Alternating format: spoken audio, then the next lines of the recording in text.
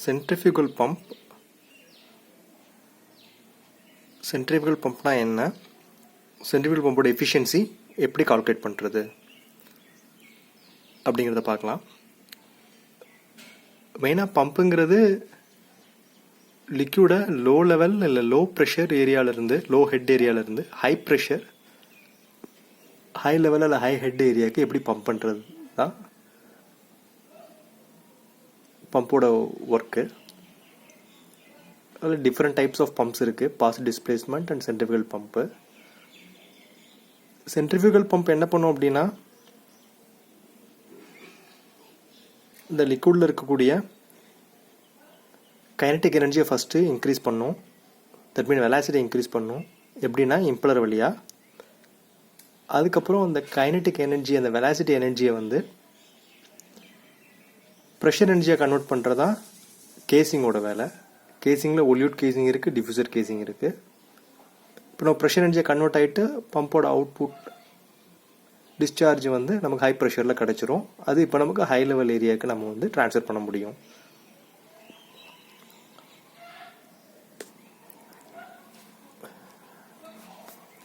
Next நம்ம efficiency calculate பண்ணுறதுக்கு என்னென்ன டேட்டா தேவைன்னு பார்த்தோன்னா, ஃபஸ்ட்டு சக்ஷன் ப்ரெஷர் வேணும், டிஸ்சார்ஜ் ப்ரெஷர் வேணும், டிஸ்சார்ஜ் ஃப்ளோ ரேட் வேணும். அதுக்கப்புறம் பவர், எவ்வளோ பவர் நம்ம பம்பு ஷாஃப்டில் கொடுக்குறோம். அதான் shaft power driven by the motor இல்லை டர்பைன். இப்போ நம்ம அந்த பம்பை வந்து மோட்டரை வச்சு டிவைன் பண்ணலாம், டர்பைன் வச்சு டிவைன் பண்ணலாம். எக்ஸாம்பிள் இப்போ நம்ம மோட்டர் எடுத்துக்கலாம்.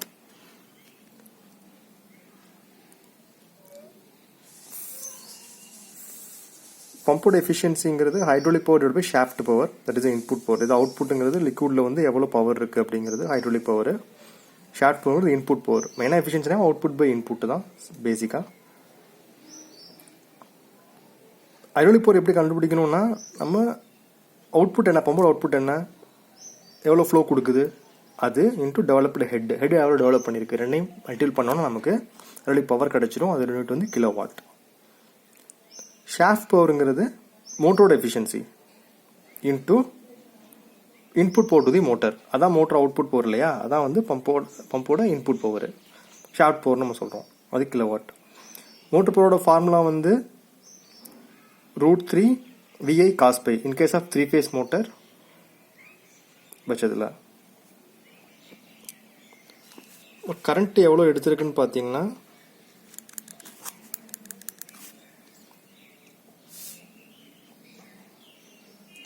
5.6 amps. வோல்டேஜ் வந்து 415 volt. Power factor cos phi வந்து 0.85. இப்போது ஷாஃப்ட் பவர் அப்படிங்கிறதுக்கு கால்குலேட் பண்ண எஃபிஷியன்சி வந்து மோட்டரோட எஃபிஷியன்சி நேம் பிளேட்லேருந்து நீங்கள் எடுத்துக்கலாம். இன்கேஸ் ஆஃப் புது மோட்டராக இருந்துச்சுன்னா,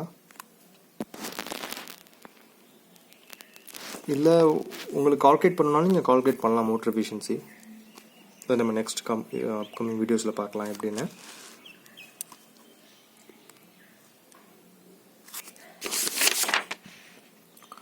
மோட்டர் பவர் வந்து எம்பி இல்லையா, motor power is equal to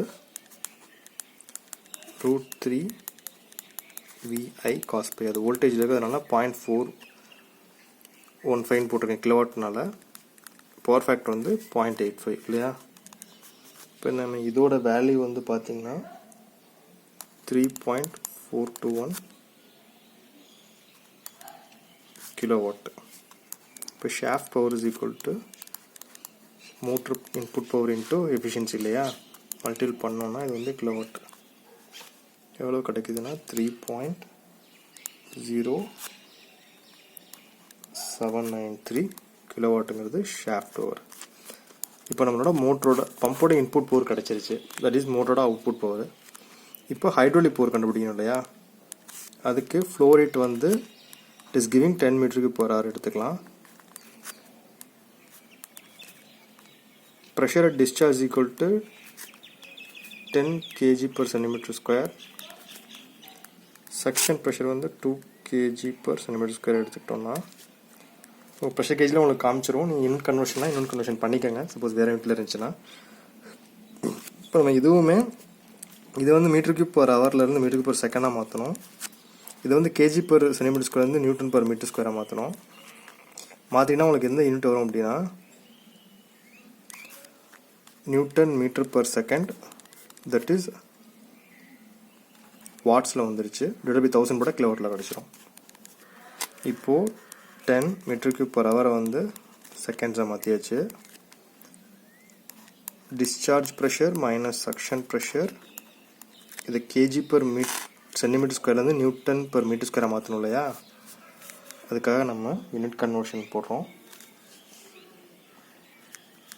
9806.8.59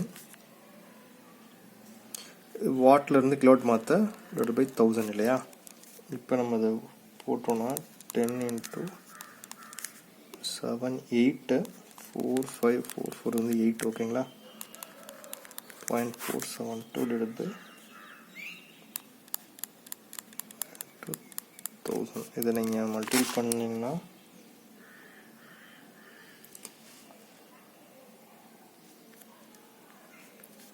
$2.17929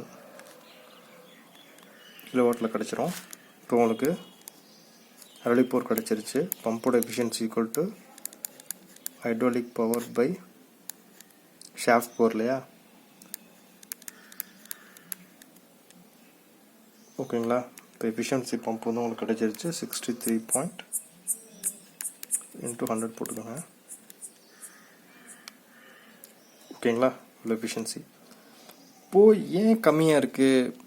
maximum smaller capacity bumps எல்லாம் எஃபிஷியன்சி கம்மியாக தான் இருக்கும். ஏன்னா எனர்ஜி கன்வர்ஷன் ஆகிறப்போ லாஸஸ் நிறையா இருக்கும். சென்ட்ரிஃபிகல் பம்பில் எஃபிஷியன்சி கம்மியாக இருக்கும் compared to positive displacement pumps. உங்களுக்கு பாசிட்டிவ் டிஸ்பிளேஸ்மெண்ட் பம்போட சென்ட்ரிஃபிகல் பம்பில் வந்து மெயின்டெனன்ஸ் வந்து ஈஸியாக பண்ணிடலாம். ஃப்ரீக்வெண்ட் மெயின்டெனன்ஸ் இருக்காது என்ஜின் இருந்தாலும். ஹை ஃப்ளோ ரேட் ப்ரிஃபர் பண்ணுறப்போ சென்ட்ரிஃபிகல் பம்ப் ப்ரிஃபர் பண்ணிக்கலாம். அதே மாதிரி டவுன் டைம் வந்து will be very less in the centrifugal pump. Positive displacement பம்பில் மெயின்டெனன்ஸ் அதிகமாக வரும், மெயின்டெனன்ஸ் காஸ்ட் ஹையராக இருக்கும். ஆனால் சென்ட்ரிஃபிகல் பம்பில் வந்து மெயின்டெனன்ஸ் காஸ்ட் வந்து கம்மியாக இருக்கும். இப்போ எஃபிஷியன்சி வந்து எப்படி என்ஹான்ஸ் பண்ணுறது அப்படின்னு பார்த்தீங்கன்னா, ஃபஸ்ட்டு உங்கள் பம்போட கெப்பாசிட்டி பாருங்கள், உங்களோட அவுட்புட் எவ்வளோ நீங்கள் யூட்டிலைஸ் பண்ணுறீங்கன்னு பாருங்கள். சப்போஸ் டிசைன் கெப்பாசிட்டி வந்து ஒரு 20 மீட்டருக்கு பாருங்க, நீங்கள் 10 மீட்டர் கியூபில் பம்ப் ஆப்ரேட் பண்ணிங்கன்னா it will be the very less எஃபிஷியண்ட்டாக இருக்கும் அந்த மாதிரி கண்டிஷன்ஸில். அப்போ என்ன பண்ணணும்னா, you should go for lower capacity pumps installation. அப்படி இல்லை அப்படின்னா நீங்கள் வந்து இம்பெல்லரை ட்ரிம் பண்ணலாம். இம்பெல்லர் ட்ரிம் பண்ணி நீங்கள் வந்து எஃபிஷியன்சி என்ஹான்ஸ் பண்ணலாம். இம்பெல்லரை எப்படி ட்ரிம் பண்ணி எப்படி கால்குலேட் பண்ணுறது அப்படிங்கிறத நம்ம அப்போவும் வீடியோஸில் பார்க்கலாம். அது வந்து உங்களுக்கு கண்டிப்பாக யூஸ்ஃபுல்லாக இருக்கும். அதேமாதிரி நீங்கள் இம்பெல்லரை வந்து ரொம்ப அதிகமாகவும் ட்ரிம் பண்ணக்கூடாது. அது என்ன ஆகும்னா, இன்டர்னல் சர்க்குலேஷன் இன்க்ரீஸ் ஆகி அதுவும் எஃபிஷியன்சி கம்மி பண்ணிடும். There will be the optimum level will be there. Pump கர்வில் வந்து நீங்கள் பார்த்துக்கலாம். இதோட பம்போட டிசைன் எஃபிஷியன்சி எவ்வளோன்னு பாருங்கள். அதை விட ரொம்ப கம்மியாக இருந்தால் you should be take care of the pump. ஆக்சுவலாக நீங்கள் என்னென்னு பார்க்கணும், ஹேண்டில் பண்ணணும். அப்போ தான் உங்களுக்கு வந்து லாஸஸ் கம்மியாக இருக்கும், எனர்ஜி லாஸஸ் கம்மியாக இருக்கும், ப்ராஃபிட் லாஸஸும் கம்மியாக பண்ணலாம். சப்போஸ் நீங்கள் எஃபிஷியன்சி இன்க்ரீஸ் பண்ணிங்கன்னா அதுதான் மெயின் அப்ஜெக்டிவாக இருக்கும். Okay, thank you. நெக்ஸ்ட் வீடியோஸில் நம்ம பார்க்கலாம் எப்படி இம்பெல்லரை வந்து ட்ரிம் பண்ணி பண்ணலாம் அப்படிங்கிறத பற்றி, எப்படி என்ஹான்ஸ் பண்ணலாம் எஃபிஷியன்சி ஆஃப் தி பம்பையும் பார்க்கலாம்.